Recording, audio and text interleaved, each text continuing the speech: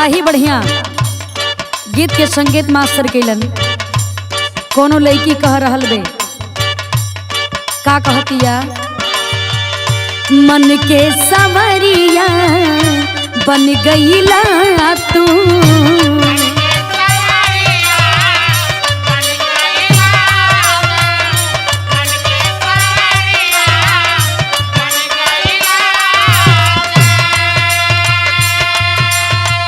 चुपके से का कइला तू,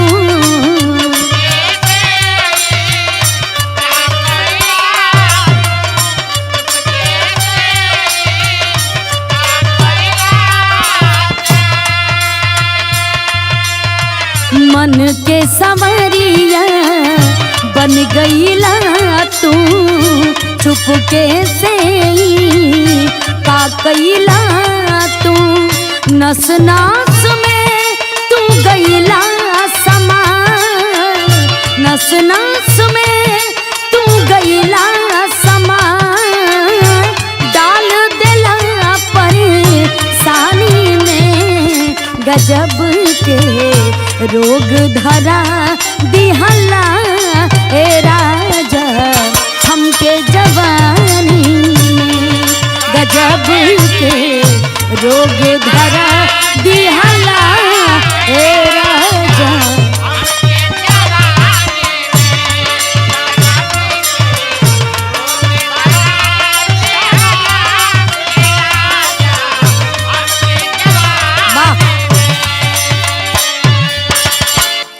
अच्छा बाबूजी, हम गायिका अंशिका कुशवाहा और आप लोगों के बीच में आंसू एंटरटेनमेंट के सौजन्य से राम जन्म यादव जी के देख रेख में एक बिरहा भेज रही हूँ।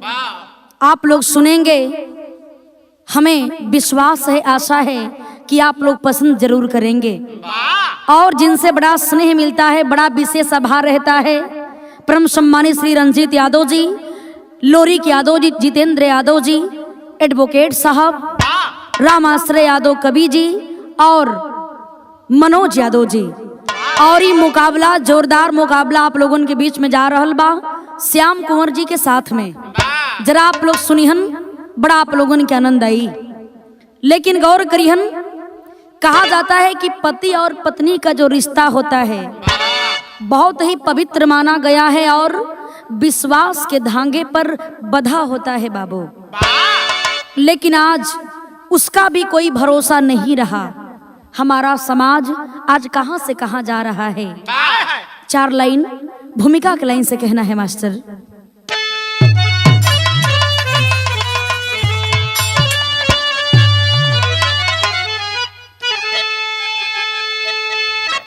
सात जन्मों का रिश्ता पति पत्नी का,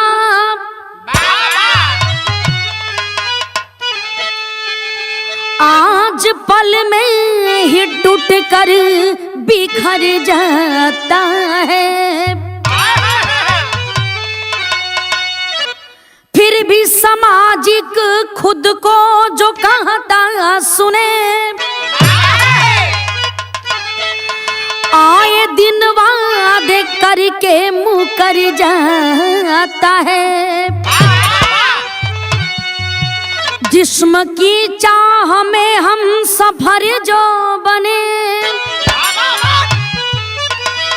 वो सफर में ही यूं क्यों ठहर जाता है। लाख धनवान हो पर सिया राम वो सबके नजरों से आखिर उतर जाता है।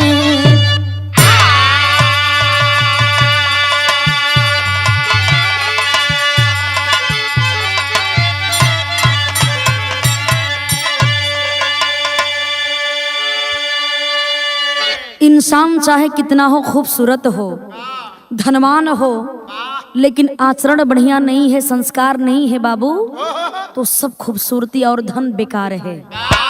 इसीलिए कहना है एक लाइन गजल के अंदाज में मास्टर।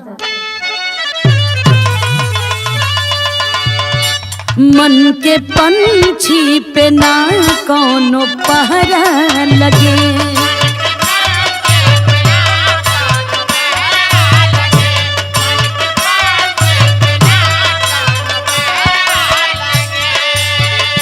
उड़ के जाए जहाँ वो के अच्छा लगे, उड़ के जाए जहाँ वो के अच्छा लगे। मन के पंछी पे ना कोनो पहरा लगे।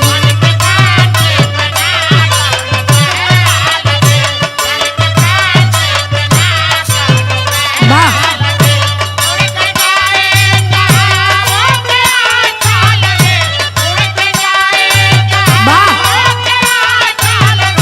मन के पंछी पे ना कोनो।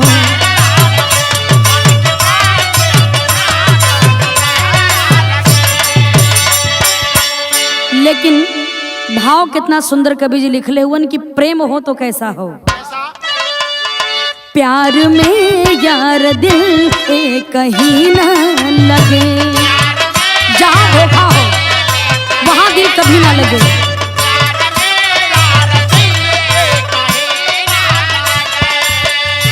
कोई कुछ भी कहे पर सही वो लगे, कोई कुछ भी कहे पर सही वो लगे।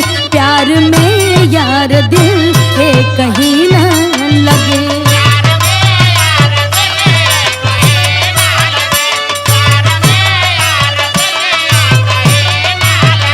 कोई कुछ भी कहे पर सही वो लगे।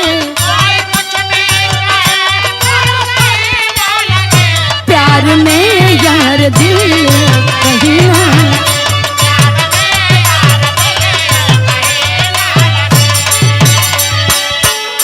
कहानी के शुरुआत बा कहानी कहाँ के बा जरा गौर करेंगे।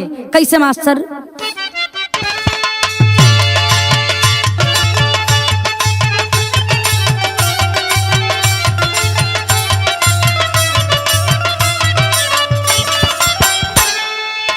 मोड़ेला आरा से शुरू होती कहानी है, मोड़ेला आरा से शुरू होती कहानी है। सुरेश शर्मा की बेटी रीता सयानी है। अति सुंदर सुशील बीएससी जो करती थी, अति सुंदर सुशील बीएससी जो करती थी। क्लास के छात्र वो आशीष जी पे मरती थी। जिएंगे साथ साथ ही मरेंगे वादा था, जिएंगे साथ साथ ही मरेंगे वादा था। पिता सुरेश जी का अलग ही इरादा था। किए हैं शादी अलीगढ़ के शेखर नाई से, किए हैं शादी अलीगढ़ के शेखर नाई से। मगर दुखी थी रीता यार की जुदाई से। गौर करेंगे बाबू, ये कहानी आरा के मुड़ैला गांव के बाद। देखें वही मुड़ैला के रहे वाला छोटा सा परिवार, और परिवार के मुखिया का नाम सुरेश शर्मा। सुरेश शर्मा के बिटिया जेकर नाम रीता बा।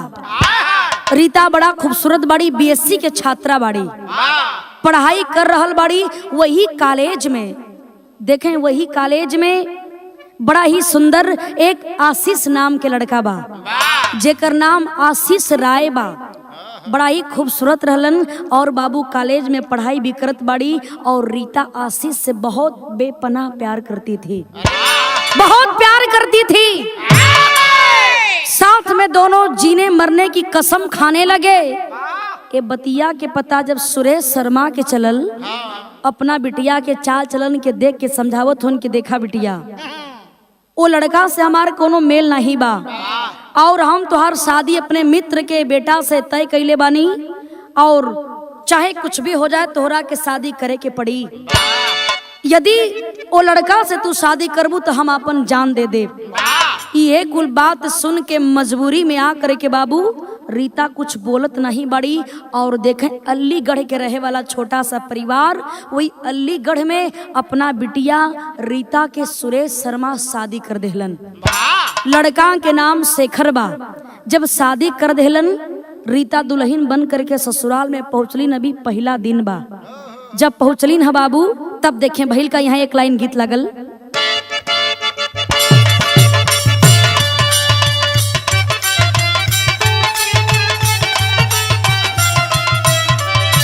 अच्छा तो लाइन श्याम कुंवर जी बदे हो यो कोनो लड़की सजेशन देत रहल कि का करी, बड़ा विचार रहल कि तोहके अपन जीवन साथी बनाई दुल्हा बनाई, लेकिन लड़की बड़ी चलाक बे कहत या कुछ मजबूरी बा का बताई हो। का कहे तोहरा के दुल्हा बनावती मजनुआ हो,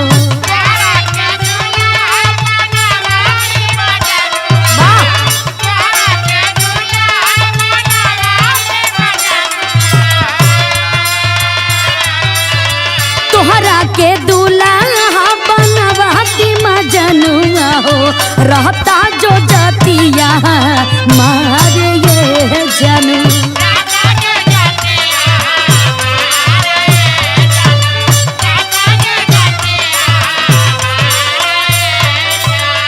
लेकिन अलीगढ़ में शेखर नाई से शादी हो गई।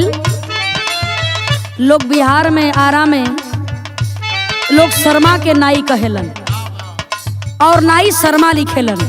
लेकिन देखें जब शेखर नाई से बियाह हो गई पहली रात बा तब भइल हका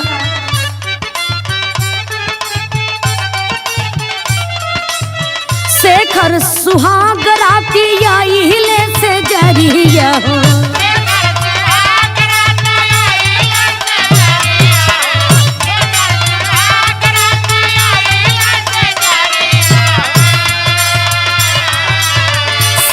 सुहाग राती आइले से जरिया हो, रीता के भरे यह कहवारे ये रामा।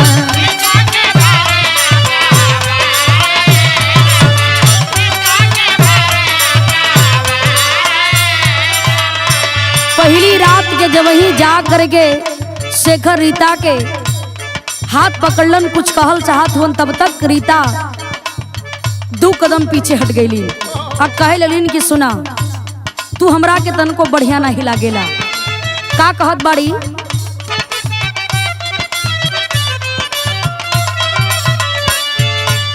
हमें निकल लागे नहीं तोहरा चेहरा,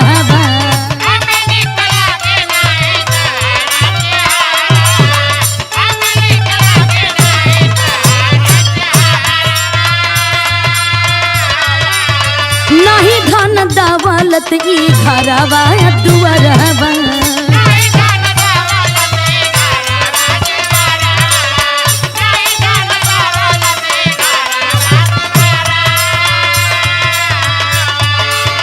बाबू हमार हमें दिहाले फसरिया हो,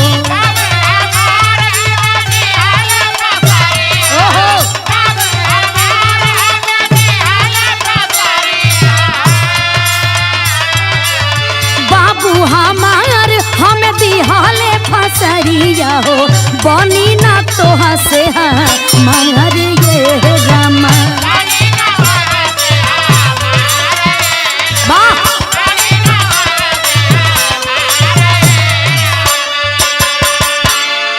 गौर करेंगे बाबू जब ही जा करके रीता से कुछ कहल चाहत हुन शेखर, तब तक रीता 2 कदम पीछे हट जाती है, डांट करके कहती है हमसे दूर रहिए, न तो तू हमरा के पसंद बड़ा, न तो तुम्हारी धन दौलत ऐश्वर्याम हमरा के पसंद बा। अरे हमार बाबूजी तो हमरे गला में जबरदस्ती फसरी लगौले बड़न, यही से हम तोहरा के झेलत बानी, तू हमरा के तन को पसंद ना बड़ा, तुहार चेहरा हमके तन को अच्छा नहीं लागता, जैसन सोचले रलीन तू वैसा नहीं बड़ा। इतना बतिया के बाबू देखें जब शेखर सुनलन करन की सुना हम तोहरे बात के समझत तनी, लेकिन जवन भइल तोहरा से तवन भइल, ओकरा के भुला करके अपने नई जिंदगी के शुरुआत करा। ई कुल कहला से का फायदा होखे वाला बा।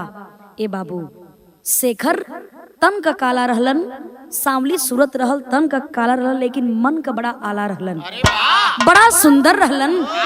समझावत बड़न कि ऐसे काहे करत बड़ो।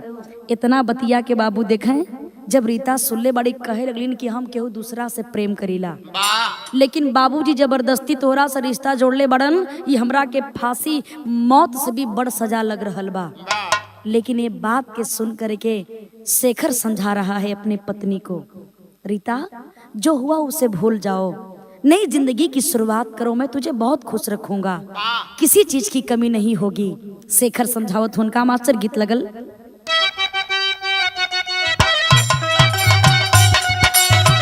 वाह,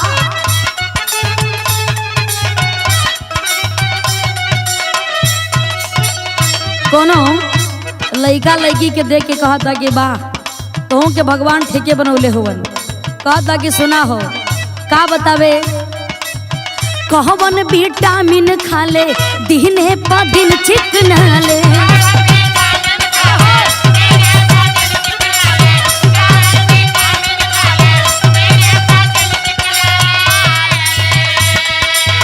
कहवन विटामिन खा ले दिने पर दिन चिकना ले, कि एकर कमर हो कि तरजुई के पाला रहे चले, धीरे धीरे एगो ऊपर चले एगो चले, खाला रहे चले धीरे धीरे।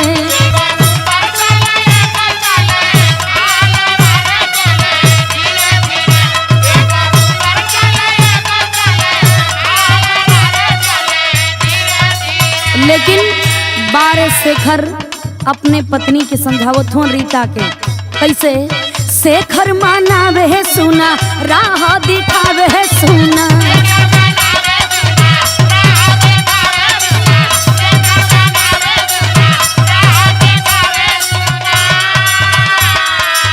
शेखर मानावे है सुना, राह दिखावे है सुना, सब ही से होला ही सुना गा लातिया है रानी, धीरे धीरे ठीक हो ही जाई सगरिया, लातिया है रानी धीरे धीरे।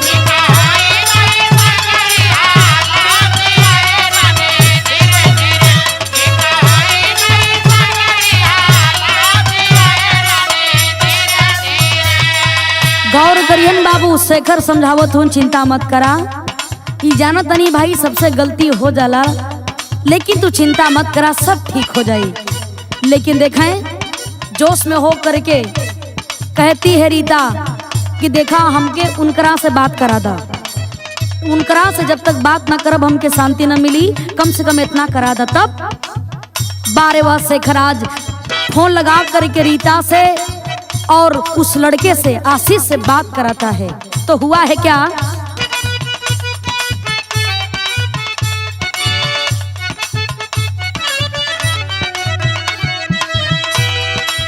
कहली कि हमसे तू बात करवावा, शेखर कहे रानी तू नंबर बतावा,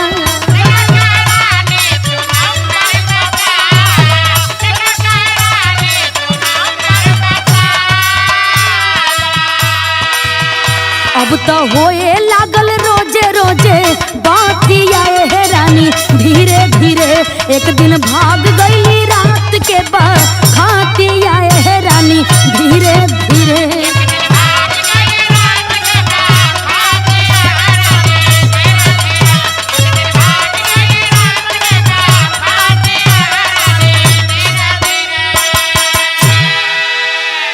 शेखर सारी बात सुन लेलन, रीता कलिन के हमरा के आशीष से बात करा दा। बारे वह शेखर बा वो भी तो एक पति है, मोबाइल निकालता है कहता है कि नंबर बताओ, यही इच्छा है ना, बात करना चाहती हूँ, बिल्कुल मैं बात करा दूंगा। मोबाइल निकलन, हाँ रीता नंबर बतौलिन और आशीष से रीता के बात शेखर करौलन और सो जाते हैं बाबू। एक दिन बात करौलन, लेकिन दूसर का दिन जब बीतल बा, रीता के पास भी मोबाइल हो गई और मोबाइल ले करके बात करना चालू कर देती है उस आशीष नाम के लड़के से। आशीष से बात करना चालू कर देती है बाबू। तब तक देखें 2 दिन बीतल है, 3 दिन बीतल और मोबाइल पर बात कर रही है। मोबाइल पर बात करते करते तब तक शेखर का जो छोटा भाई है जिसका नाम है सतीश, देखता है, जा करके कहता है कि भाभी आपको शर्म नहीं आ रही है, हमारे भैया इतने भोले भाले हैं और हमारे भैया से शादी करके आप अपने यार से बात कर रही हैं। भाभी ये बहुत गलत बात है। लेकिन देखें रीता बात को नहीं मानती है, सोचती है कि आगे चल करके और बहुत बड़ी बाधा आने वाली है। आशीष से बात करती है, बात करके ठीक रात को बाबू 10 बजे घर छोड़ करके उस आशीष के साथ भाग जाती है। जब आशीष के साथ भगलीन तब देखें भैल का टेरिक लाइन लगल।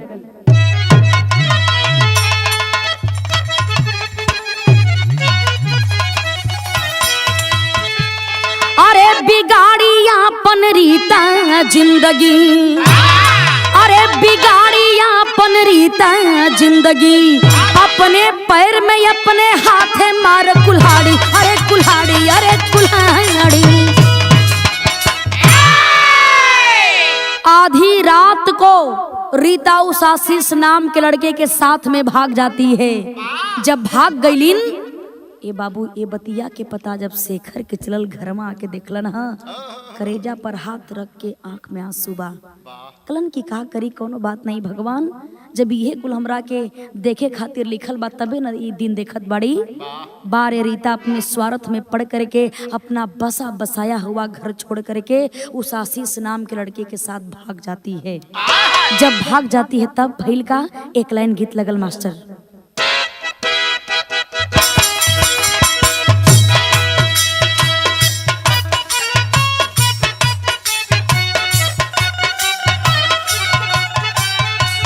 यह गीत के लाइन बा, बड़ा सुंदर गीत बा। माता बही लोगन बियाह शादी में गावेली कैसे। छोटी मोटी घर के दुआरी लम्हर दामाद हो, छोटी मोटी घर के दुआरी लम्हर दामाद हो। तानी सहनी हुराए बाबू, तानी सहनी हुराए बाबू, पर छबली लाड हो। तानी सहनी हुराए बाबू,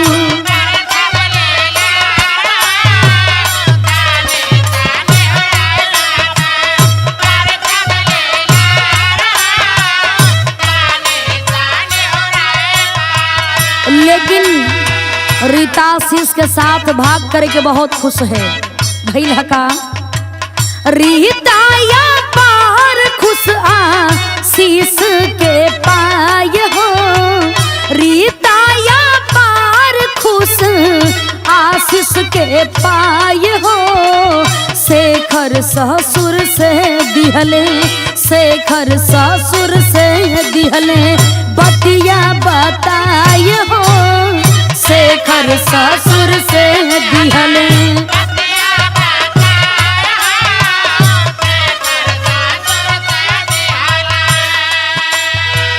सारी बात शेखर सुरेश शर्मा से कहते हैं। कलन के बाबूजी हमारे मन कोनो दोष ना बा, आपका बिटिया लगत बा वही लड़का के साथ भाग गईलीन। सुरेश तो पूरा बतिया जनते बड़न, हमके ए बात का अफसोस नहीं के बात तोहरा के हम दोष ना देत बानी। बेटा तू तो बिल्कुल निर्दोष बाड़ा, हीरा बाड़ा, लेकिन हमरे लड़की में ही खोट बात हम का करी। तब भइल का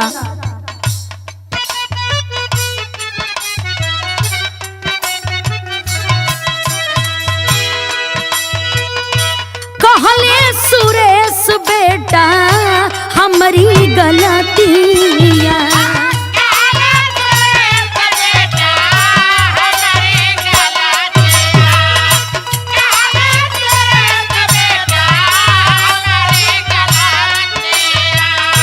बिटिया हमार ले लिहली जातिया।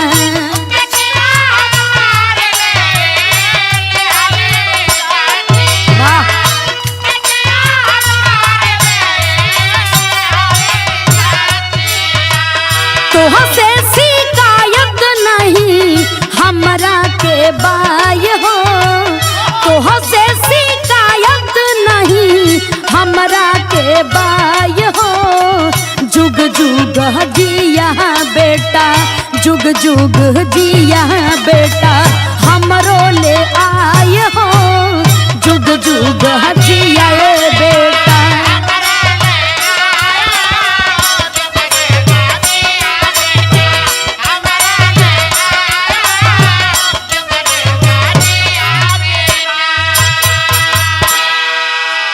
सुरेश अपने दामाद शेखर से बात करत होनी, बेटा तुम्हारे मन कोनो दोष नहीं खे, पूरा गलती तो हमार बा, शायद हमरे संस्कार में ही कुछ कमी रहल कि हमार बिटिया हमरे पगड़ी के सम्मान के ना रखलीन और दूसरे लड़का के साथ भाग गईलीन, तो हर जिंदगी बर्बाद कर देलीन बेटा। लेकिन तू चिंता मत करा, भगवान करेंगे तो खुश रहा और हमेशा जुग जुग जिया बेटा, तुहार कहीं और शादी बढ़िया से हो जाए। अब तो जौन होखे के तौन तो हो गई ए बाबू, लेकिन धीरे धीरे समय बीत रहा है। इधर आशीष नाम के लड़के के साथ रीता बड़ा खुश बड़ी। धीरे धीरे जिंदगी बितावत बितावत 1 साल का समय बीत गई। समय बीत गई, खाली एंजॉय करत समय बीतत बा।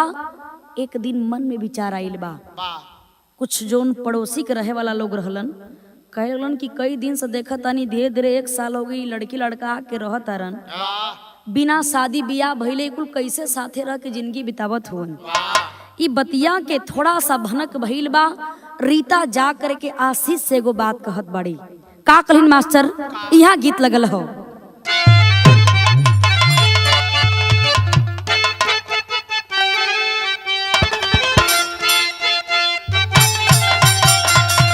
ये गीत के लाइन है, बड़ा सुंदर गीत बा। अरे रोई मर बोए राजा, अरे रोई मर बोए राजा, जही बा जब पूरब के देशमा,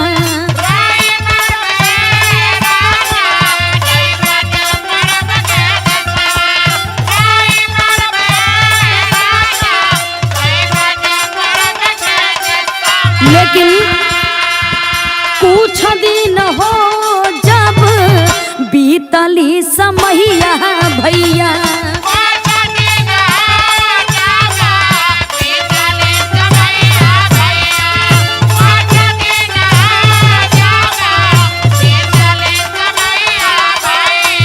रीता कहे लगली अब तू कैला सगहिया सैया, रीता कहे लगली अब तू कैला सगहिया सैया, कुछ दिन हो जब बीतली समैया भैया।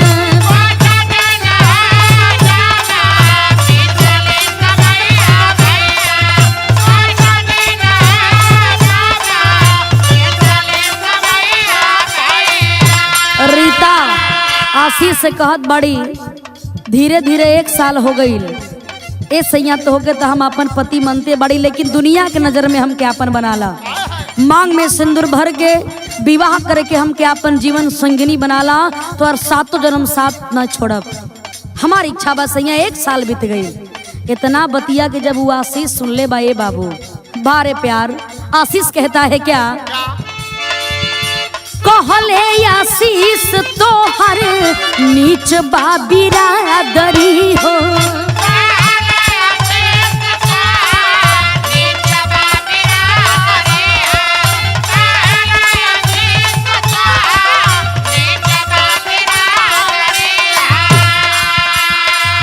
शादी करल जाला यापन देखी के बराबरी हो,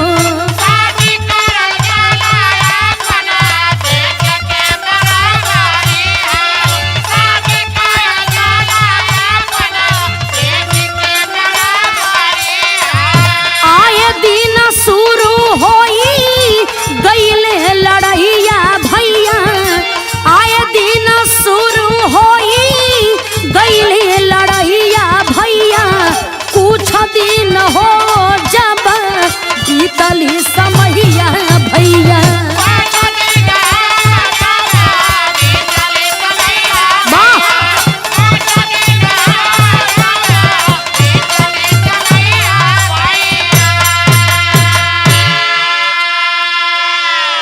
गौर करेंगे बाबू, आशीष घर से भाग गया है और भाग करके जा करके बिहार में वैशाली पड़ता है, और वही वैशाली में ले करके रीता को रहता था।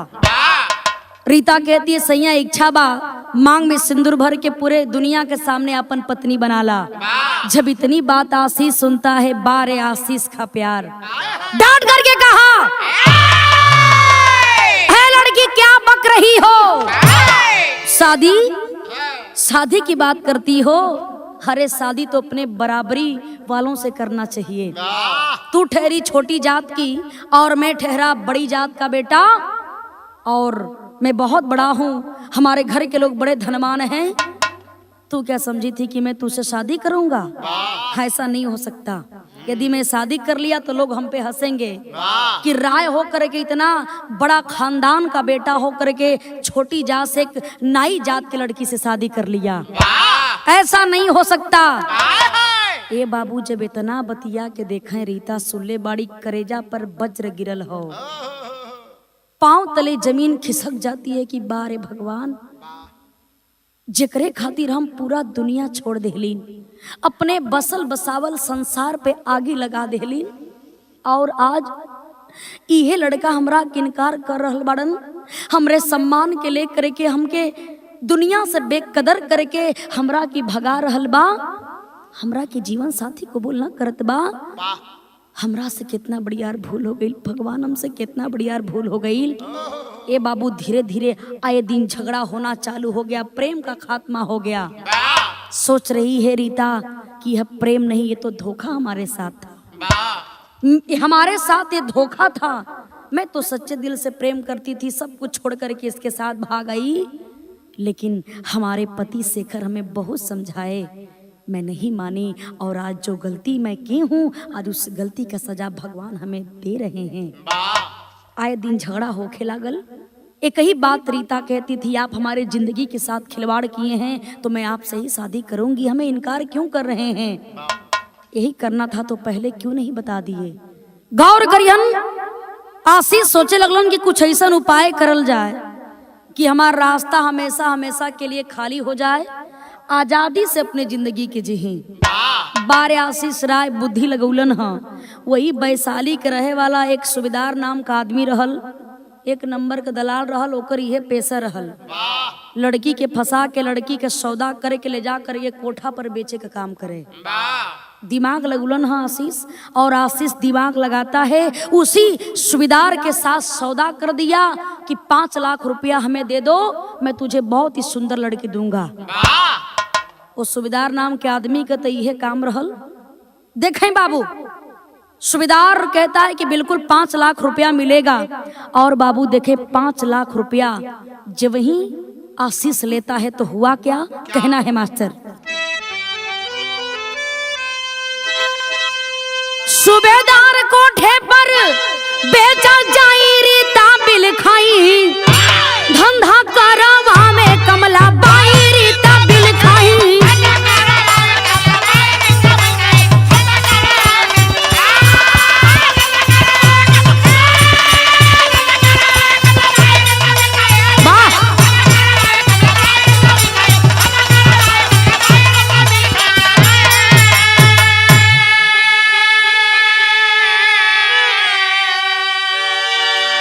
गौर करेंगे बाबू, आशीष नाम का वह लड़का 5 लाख रुपए में सूबेदार नाम के आदमी को बेच देता है, और वह सूबेदार ला करके कमलाबाई के कोठे पर जब वही रीता को बेचा, और रीता देख करके बाबू रो रही है, बिलख रही है कि भगवान आखिर नरक में हम आ गईलीन, अब तो लगत बा कि हमार जिंदगी खराब हो जाई, अब तो हम और बेकार हो गईलीन।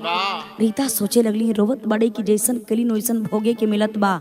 केहू तेरे धीरे धीरे बाबू 1 हफ्ता बीतल। जब वही 1 हफ्ता बीता है तब तक देखें एक दिन की बात है, मौके को पाक करके रीता सोच रही है कि आज लग रहा है कोई है नहीं। दरवाजा खुला था और किसी तरह से कोठे से बाहर निकल करके बाबू रीता भागना चालू करती है। जब भागना चालू करती है कोठे से, तब तक किसी की नजर पड़ी, शोर मचाना लोग चालू कर देते हैं कि रीता कोठा छोड़ करके भाग रही है। जो कमलाबाई थी कोठे की मालकिन, वो भी पीछा करना चालू कर देती है। जो 2 पहरेदार 3 पहरेदार साथ में थे वो भी पीछा करना चालू कर देते हैं।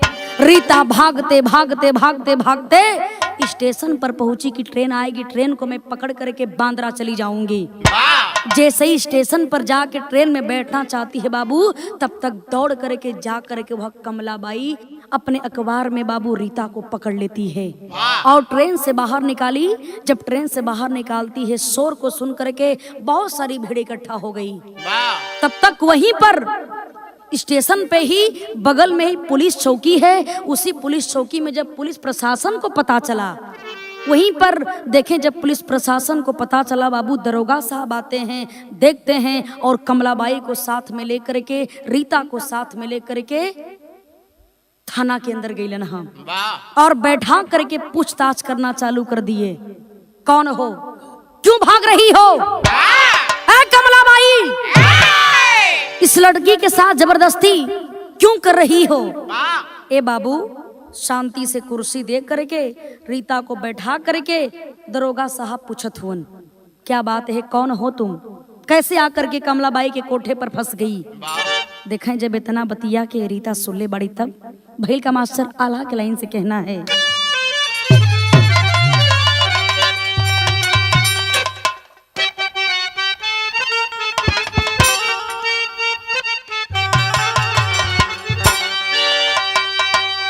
बिना सोचे समझे जे करे जग में कमवा भैया,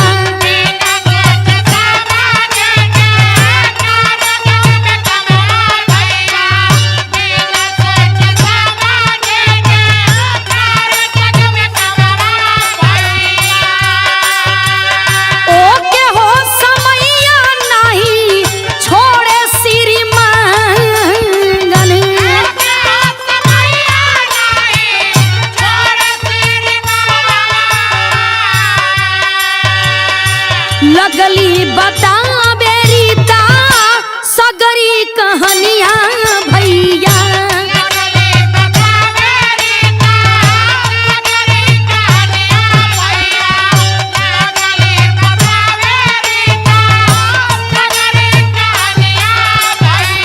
देवर हो सतीश बन के सुनयन जागन,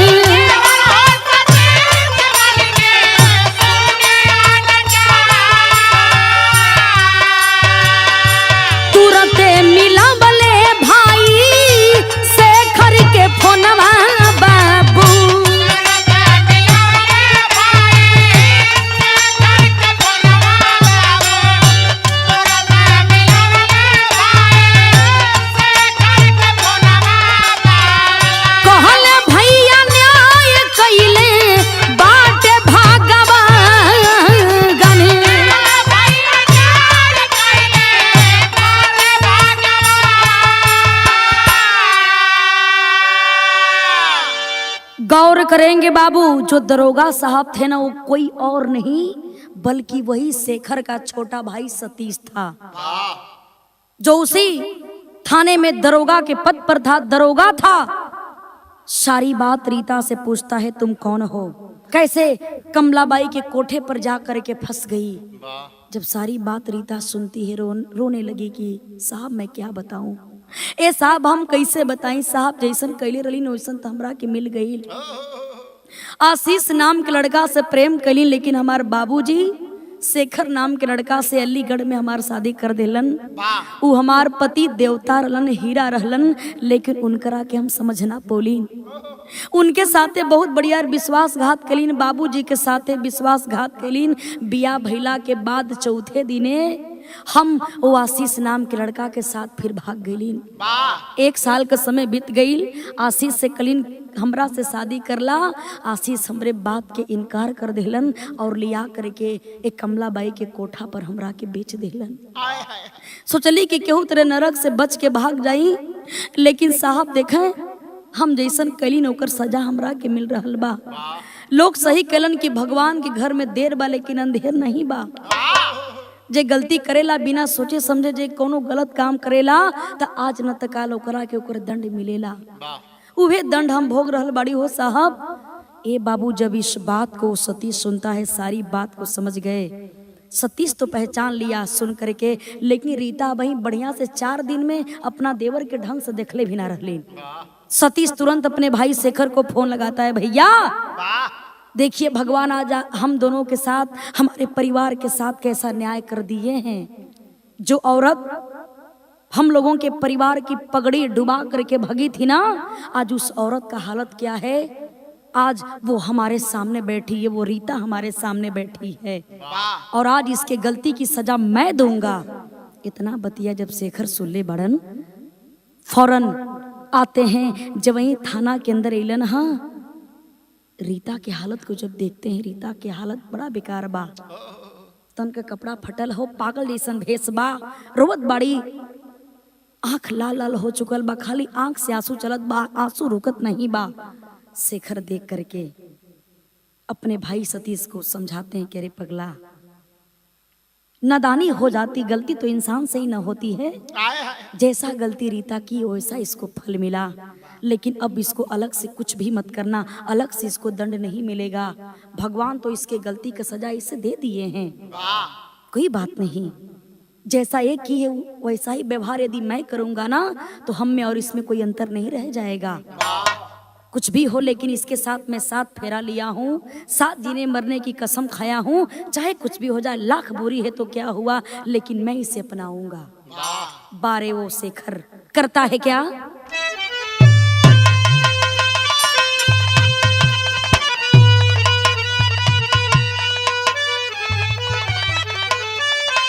देखल शेखर अपने रीता के रोवत जही घड़ी,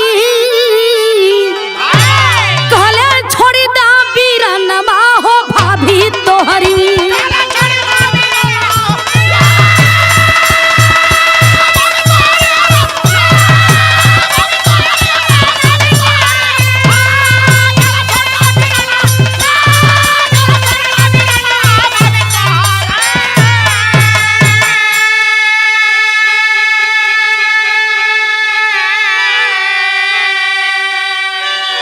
बारे वो शेखर बहुत ही नेक दिल था उसका, जा करके देखता है बिलख बिलख करके रीता रो रही है, उठाता है, कहता है रीता, आंसू पोंछता है, रीता रो मत, देखो तुम्हारा पति तुम्हारे सामने खड़ा है, कोई बात नहीं, जो हुआ उसे भूल जाओ, लेकिन अब तुम हमारी पत्नी हुई, तुम हमारी पत्नी हो, मैं तुम्हारा पति हूँ और मैं अपने पति धर्म को जरूर निभाऊंगा। वाह, बारे वह शेखर जब शेखर को देखती है, रीता पैर को पकड़ करके रोती है कि आप पति ना बल्कि देवता बानी, देवता के रूप में आप भगवान बानी, आपके साथ हम इतना बढ़ियार अन्याय कैलीन, इतना बढ़ियार गलती कैलीन, आपके मान सम्मान के भी ना रखलीन, और आज ये अभागिन के फिर से सौभाग्यशाली बनावे जा रहल बनी। सैया ना सैया, हम आपके काबिल ना बड़ी, ऐसे अच्छा ही बा कि हम मर जाए तो बढ़िया रही सैया, हम आपके लायक ना बड़ी। बारे शेखर हंसता है, कहता अरे पगली कोई बात नहीं, जो होना था वो हो गया, उसे भूल जाओ और आज से अपनी जिंदगी की शुरुआत करो। बारे वह शेखर आज अपने पत्नी रीता को साथ में लेता है और अपने घर पर ले जा करके रहने लगा। देखें कितना अंतर होता है, बाबू के केकरा पर विश्वास करी। ओ रीता जिसके लिए सब कुछ छोड़ दी, वो लड़का रीता को ठुकरा दिया, लेकिन पति बन करके इतना सब कुछ होने के बाद भी वह शेखर अपने पति धर्म को निभाने का काम किया। तो रूप को देख करके केहू से प्रेम न करे के चाहिए, दिल अच्छा होके के चाहिए बाबू। ऐसे लोग कहलन कि बिना विचारे जो करे सो पाछे पछताए। बिना सोचे समझे यदि आप गलत फैसला लेते हैं तो उसका परिणाम भी गलत ही होगा। कहानी खत्म भई, आखिरी लाइन में कहना है,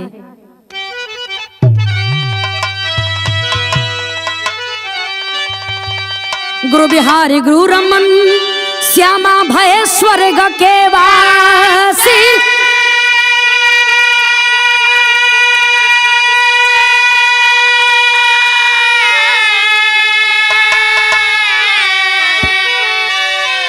श्यामा भरत राजेंद्र जी अरे विश्वनाथ अभिलाषी,